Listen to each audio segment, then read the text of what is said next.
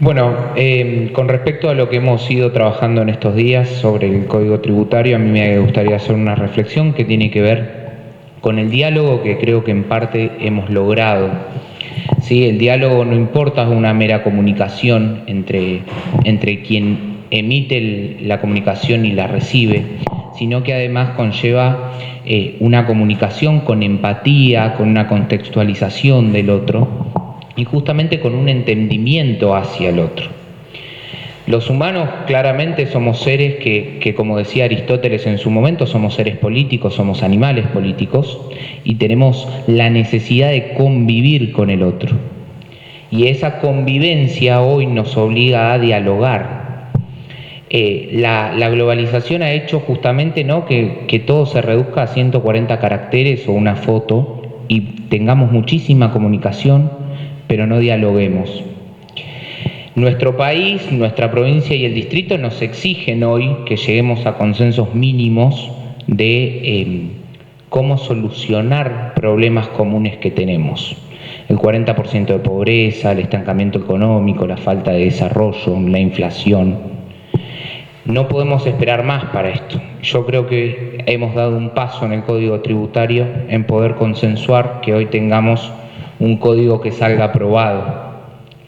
Los problemas estructurales nos exigen claramente que seamos audaces, creativos, transparentes, honestos y demás.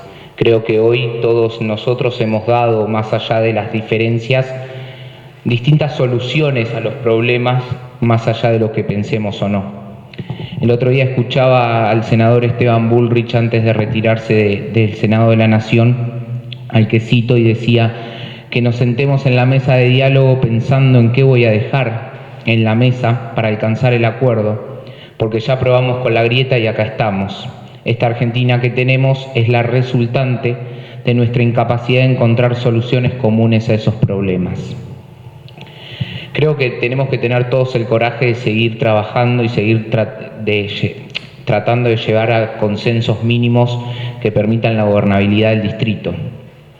Sin embargo, con referencia al artículo número 142 del Código, se tomó la decisión por parte de Juntos, que tiene la mayoría, de no acompañar el artículo, y en referencia a eso, el Ejecutivo toma conocimiento a través de un mensaje de WhatsApp que lo cita de extorsivo, y de hecho en el dictamen enuncian el artículo 14 de la Constitución y el 28. Yo quiero recordarle a los señores concejales que la extorsión es un delito tipificado en el Código Penal de la Nación. No tiene nada de extorsivo porque el artículo 168 dice: será reprimido con reclusión o prisión de 5 años el que con intimidación o simulación de autoridad pública o falsa orden de la misma obligue a otro a entregar, enviar, depositar, a poner a su disposición o a la de un tercero cosas, dinero o documentos que produzcan efectos jurídicos. Exactamente es el mismo Código Penal el que hace la diferenciación de autoridad pública. Entonces, de esto se desprende que el Estado tiene facultades de autoridad pública, claramente, porque en eso está la definición de Estado, y además le permite al Estado, con lo que se conoce como poder tributario, utilizar herramientas de coacción, y ahí me voy a diferenciar de la concejal Nori que decía: paga solamente el que tiene la intención de pagar. Si fuera así, AFIP tendría un trabajo muy tranquilo, no tendría razón de ser.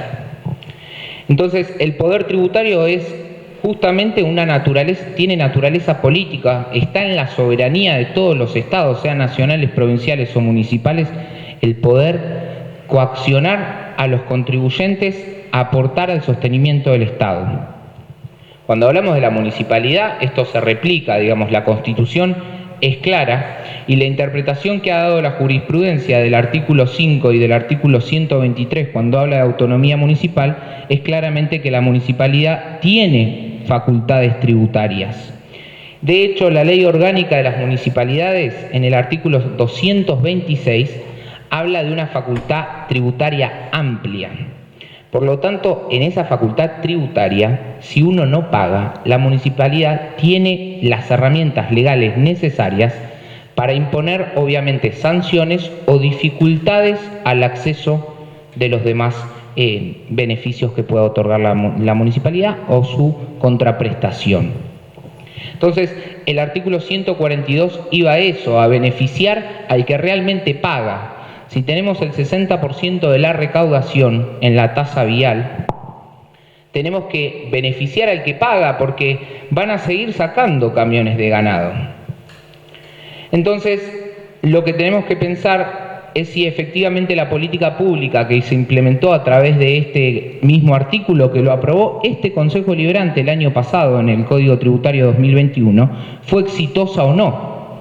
Y en términos de recaudación, el municipio en el año 2020, sin el código, pudo regularizar deudas con personas privadas por 1.592.009 pesos con 11 centavos en 57 planes de pago.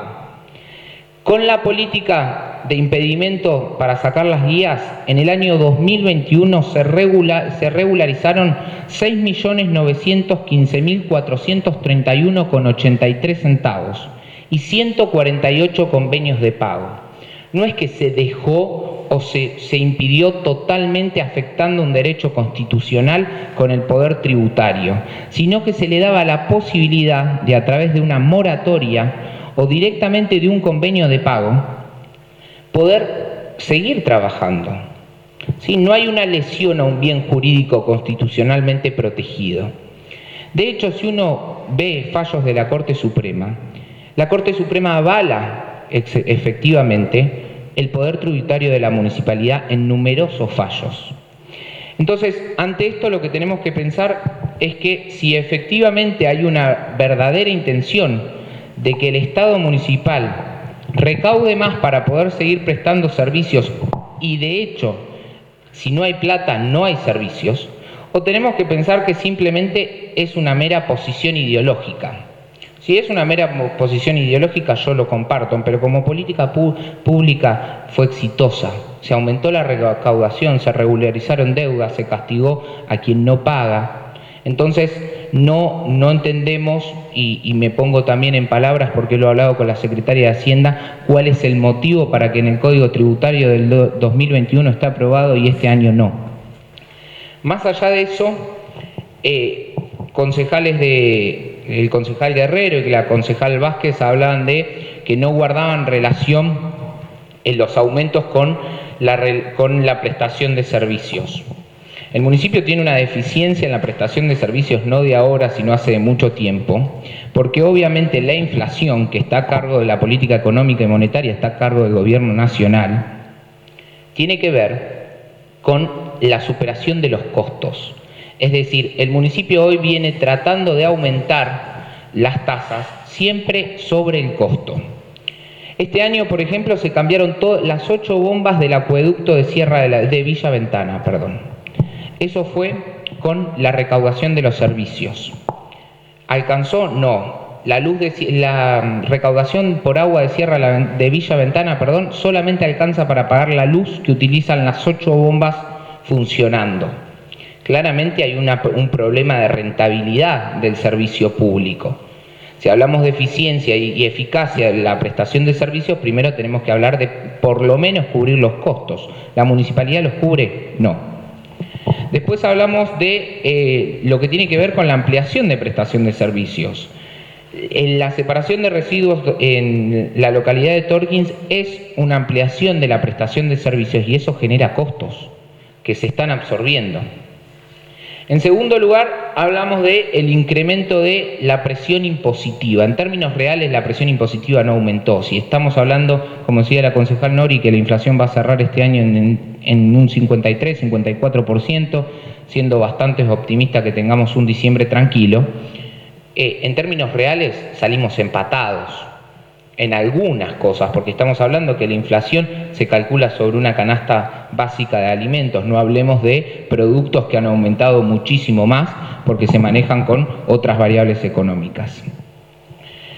Por último, lo que quería agregar es que se está trabajando, como decía la concejal Vázquez, muy fuertemente en el aumento de la recaudación. Tenemos que seguir trabajando como municipio entero y dándole las herramientas al Poder Ejecutivo para trabajar. Y yo creo que el artículo 142 era una herramienta para que ese margen de recaudación aumente. Por último, y para no extenderme más, agregar que en lo que tiene que ver con la tasa de servicios de salud, se va a trabajar fuertemente en lo que tiene que ver con la capacitación del personal y dar la bajada de línea, como decía el concejal Castro, necesaria para que la tasa de servicios de salud solamente se le cobre a quien la ordenanza lo dice. Y se está trabajando con FECLIVA, que es la Federación, bien no me acuerdo el nombre, pero es la Federación de Clínicas Bonaerenses, gracias Vasco, para poder tener convenio con todas las mutuales que existan en el país. Me olvidaba lo último de la subejecución de la partida de la tasa vial, que este año tienen un monto total, lo veíamos ayer con el concejal Guerrero, de 22 millones de pesos. Eso en su momento lo planteó el director de Ingresos y Sistemas, planteó la problemática de que en su autonomía operativa la Comisión Vial no está ejecutando la partida presupuestaria correspondiente. De hecho, si uno lee la ordenanza, cuando hablamos de tasa vial, el 70% es afectado y el 30% pasa de libre disponibilidad del municipio. Entonces lo que tenemos que seguir es viendo cómo hacemos para que la Comisión Vial pueda ejecutar las partidas, pero no le corresponde al Poder Ejecutivo directamente, porque la Comisión Vial tiene autonomía operativa, por lo tanto no se puede meter el Departamento Ejecutivo en cómo arregla o cuándo o dónde arregla los caminos viales. Digamos, tenemos un trabajo arduo, tenemos que seguir trabajando, tenemos que seguir dialogando, tenemos que ver cómo solucionamos la problemática o la deficiencia que puede ser posible en la prestación de los servicios, pero simplemente para argumentar que la inflación de este año es del 53%, tenemos que aumentar las tasas para seguir dando una prestación que por lo menos cubra parámetros mínimos en los servicios públicos, y es importante que garanticemos la gobernabilidad del Departamento Ejecutivo para poder darle soluciones a todos los vecinos.